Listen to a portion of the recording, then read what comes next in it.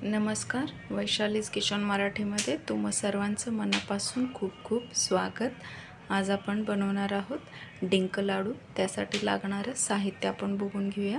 या ठिकाणी मी 1 किलो खारीक घेतलेली आहे। त्याच्यामधल्या बिया सेपरेट करून फोडून घेतलेली आहे खारीक। आणि या ठिकाणी मी अर्धा किलो खोबरं घेतलेलं आहे। बदाम घेतलेले आहेत।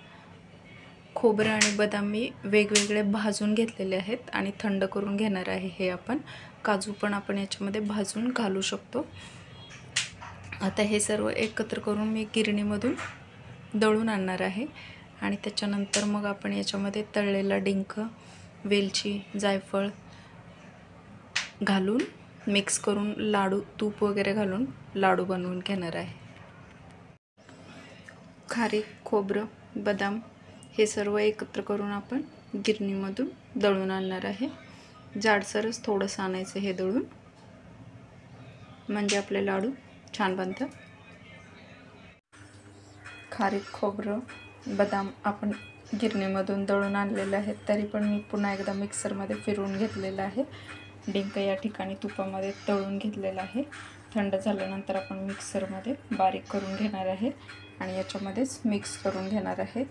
तूप पण घेतलेलं आहे मी, गरम करून थंड केलं आहे, ते पण आपण याच्यामध्ये घालणार आहे।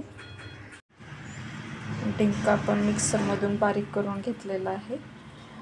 आपण खारकीच्या पावडरमध्येच घातलेला आहे। तूपसुद्धा थंड करून घेतलेलं आहे, तूप पण आपण घालून घेणार आहे। याच्यामध्ये सगळं मिक्स करून घेणार आहे आपण हे, आणि मग याचे लाडू बांधणार आहोत आपण।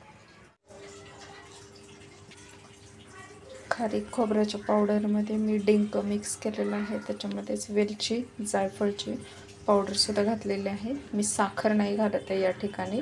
तुम्हाला जर गोड जास्त हवे असतील तर तुम्ही याच्यामध्ये गूळ पण बारीक किसून टाकू शकता, पण मी विदाऊट साखर बनवत आहे लाडू हे, कारण मी खारकेचं प्रमाण जास्त वापरलेलं आहे, त्यामुळे आपल्याला याच्यामध्ये साखर टाकण्याची आवश्यकता लागत नाही।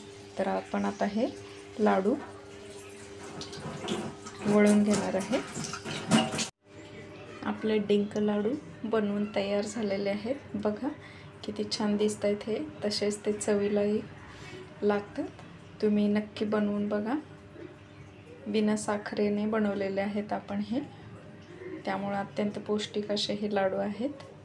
हिवाळ्याच्या दिवसामध्ये डिंकाचे लाडू खाणे अतिशय पौष्टिक असते, म्हणून तुम्ही नक्की बनवून बघा। रेसिपी आवडली असेल तर लाईक, शेअर, कमेंट आणि सबस्क्राईब करायला विसरू नका। सोबतच बेल आयकॉनही प्रेस करा, म्हणजे तुम्हाला माझ्या नवनवीन रेसिपीज बघायला मिळतील। तोपर्यंत खात राहा।